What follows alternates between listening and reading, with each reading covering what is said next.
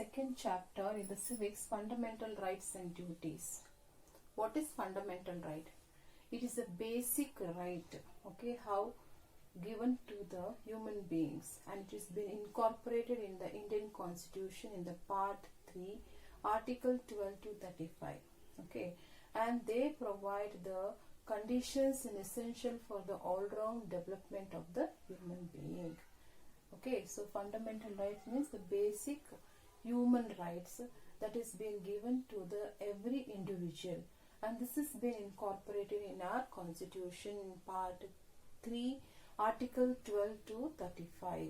Okay, and they provide the basic essentials for the all-round development of the human being.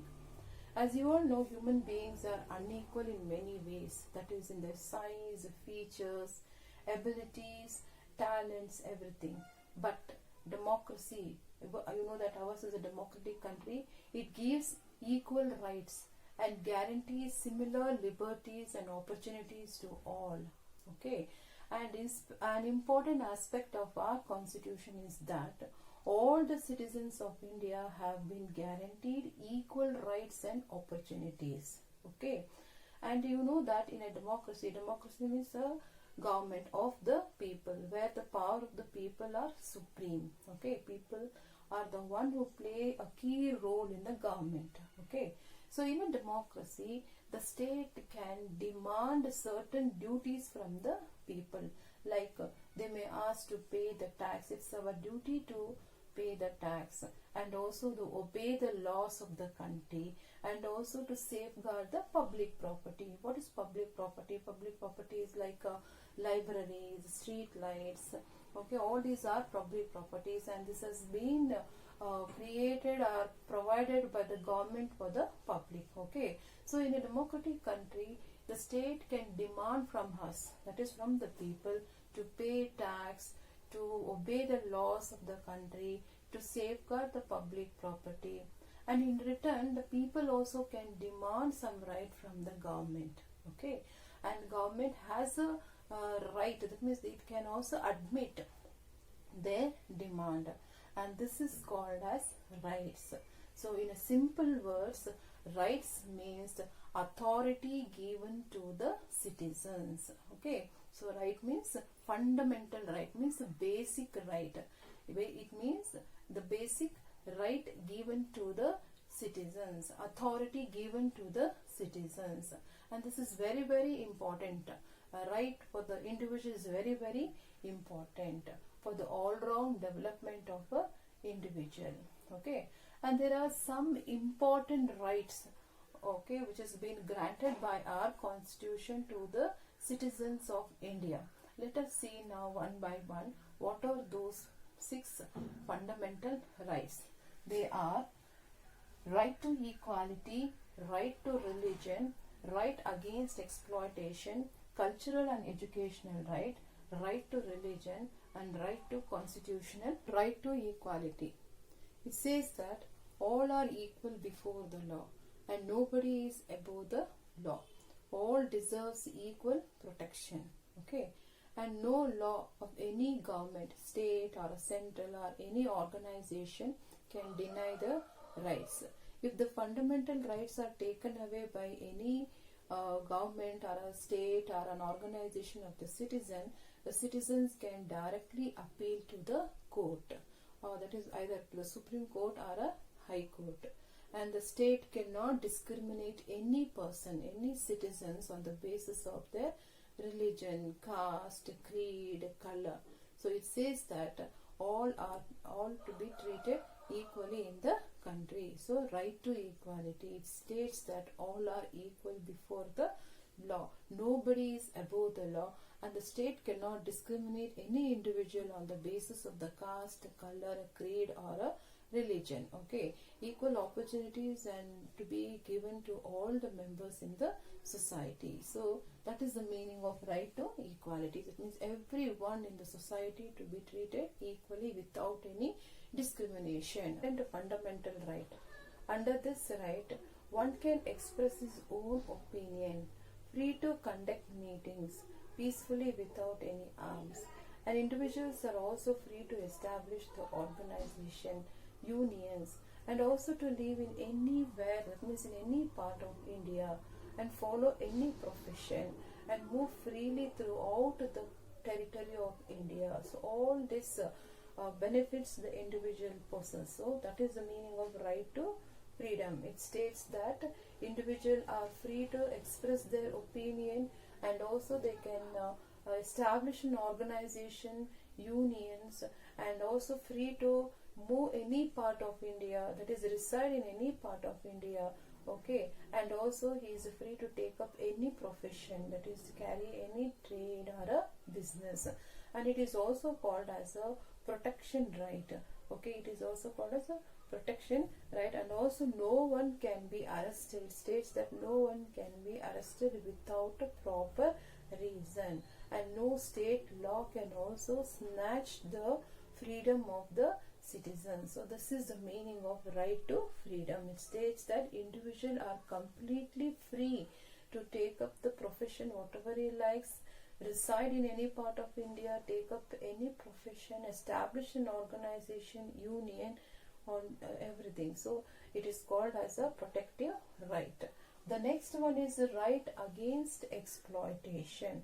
And the main aim of this right is to protect the women, children, and poor and the weaker section of the society. And you all know that children, employing the children below 14 years of age is considered as a crime. Okay, and the state and the central government has also passed several rights like this in order to protect the rights of the weak, poor section.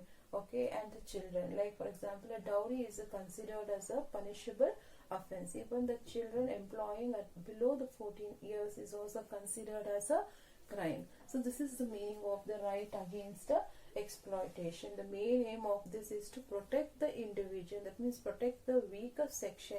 Right to freedom of religion. Okay, this right guarantees all the citizens of India the freedom to believe and practice any religion of their choice without disturbing the peace. Okay, and people of all the religion, that is the Hindus, Muslims, the Christians, the Sikhs, they are free to worship their God in their own way. That means they have the complete right to worship their God in their own way, and they're also being completely given the permission. That means they have completely given the right to propagate, that is spread their religion. The state government or the central government doesn't favor or disfavor any particular religion. It treats all the religion equally. Next is cultural and educational right. Okay, here the constitution guarantees all the citizens of the country have been given the right to preserve their community. That means they have the full freedom to preserve their own culture, language, script. Okay, and they also been given to a right to establish their own educational institution. Okay, even the religious minorities. Okay, the minorities means the people of other community or other religion who are in small in number, even they are also being given the complete right to protect their religion, language. Okay, and also being given the right to establish their educational right to constitutional remedies. The constitution is not only given fundamental rights to the citizens of India, but also guarantees them that whenever their rights are violated, either by the person or a state or the government, the citizens can directly go to the court. Okay, either to the Supreme Court or a High Court, and this is called as a constitutional remedy. The other rights. Okay, in the case of the violation of the fundamental rights, a petition can be filed. Okay, that is written order can be filed in either of the court. That means in the Supreme Court and the High Court. So thus we can say that this right, that is right to constitutional remedy, is a right to safeguard our rights. Fundamental duties. What is fundamental duty? The responsibility of an individual to his country. Okay, the responsibility of individual towards his country is called as a fundamental duty. This is a basic duty. It is said that Fundamental rights and fundamental duties are the inseparable one. That is, they are the two sides of the same coin. They remind the Indian citizens of their duty towards the society, and they also inspire the citizens to promote a sense of discipline and to commit oneself towards the country. And according to our constitution, it has directed 11 fundamental duties. Firstly, it says that we should respect our constitution. That means it says that we should abide the constitution, respect the ideals, and also the national flag and the national anthem. So it is the duty of every citizen to respect the ideals of the constitution, that is the liberty, equality, fraternity. Okay, and this is the prior, that means the first intention, that means the first duty of every individual. It means they have to respect the ideals of the constitution, and also it is their duty, that means it's our duty to respect the institution, that is like the legislature, executive and judiciary. Hence all of us are supposed to maintain the dignity of the constitution, but by not violating them. So that is the meaning of to abide by the constitution and respect the ideals and the national flag and the national anthem. That means everyone has to maintain the dignity of the constitution by not violating them.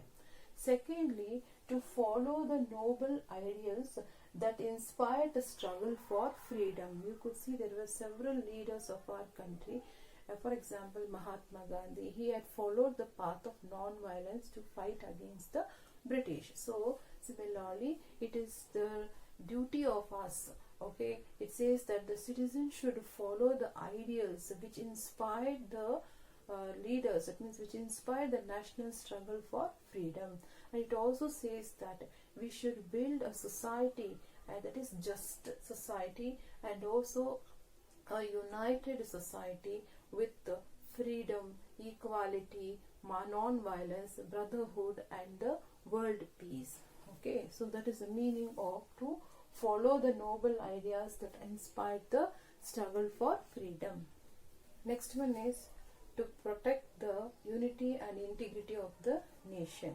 As you all know that India is a vast country and a land of diversity, so which has a different caste, religion and language. So if the unity of the country is disturbed, then it is not possible to unite the nation. So it is our duty to protect the unity and integrity of the nation. Next one is to defend the motherland. As the word itself says, defend means protect. So it is also the duty of us to see that we should protect our country from the external enemies. It means external aggression. It means foreign invasion. All the citizens of India has the bound responsibility. They have the responsibility to see that some elements like anti-social elements entering in India, we should see that they should not be allowed to India. And also when there is a need to serve, that means whenever the country needs our service, we should be ready to take up the arms and defend our country. It is not only the duty of the defense forces, that is army and navy and the air force, to protect the country.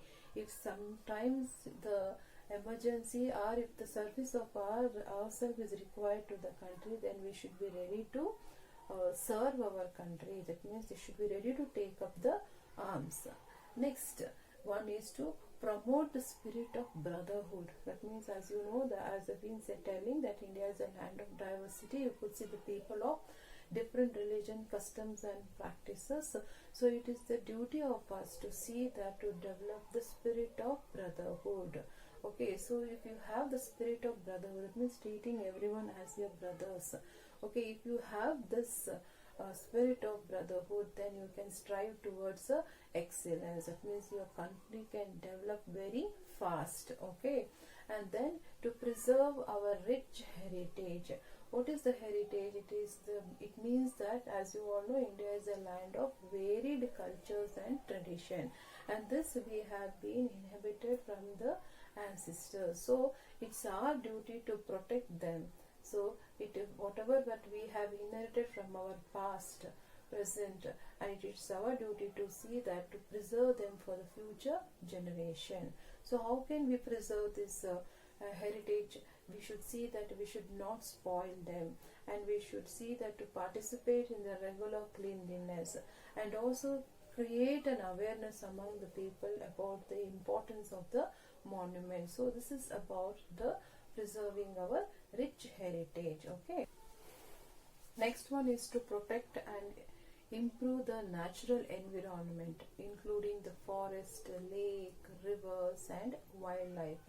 That is also one of the duty of us. That means to protect the environment, have compassion for the living creatures. Okay, and these natural reserves are the most valued asset of our country. So it is the duty of every citizen to protect this natural environment. So the next fundamental duty is to develop the scientific temper and the spirit of inquiry. It means that it is necessary to learn from the experiences and development around the world, so that it is very easy for our development. So it's the duty of every individual citizens to see that, promote the scientific temper and spirit of inquiry, and keep with the fast changing world. It means they have to be in the pace of the fast developing world. Okay, it says that the people should be able to think independently, understand and practice the scientific method in their day-to-day life.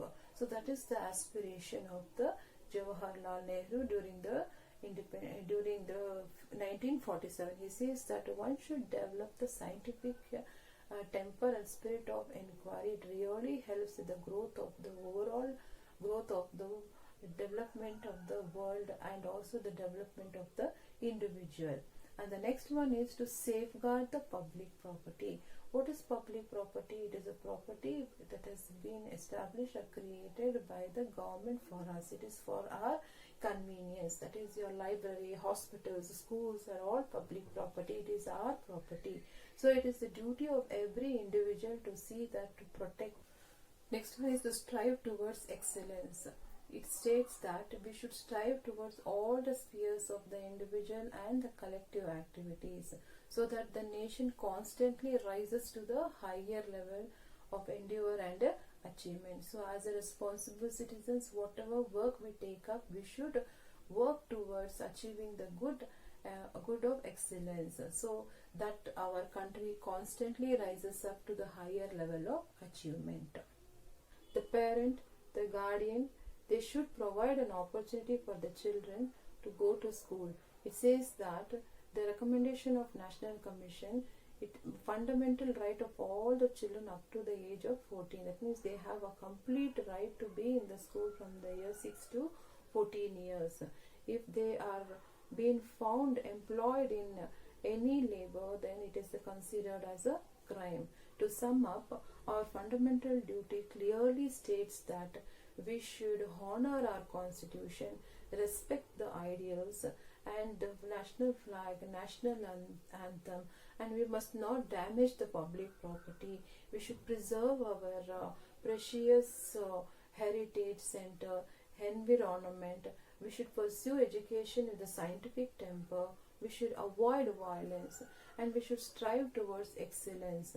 So all these things will enable us to, that means it will enable and establish, and that means to build an ideal citizens and grow and rise to the development of the nation.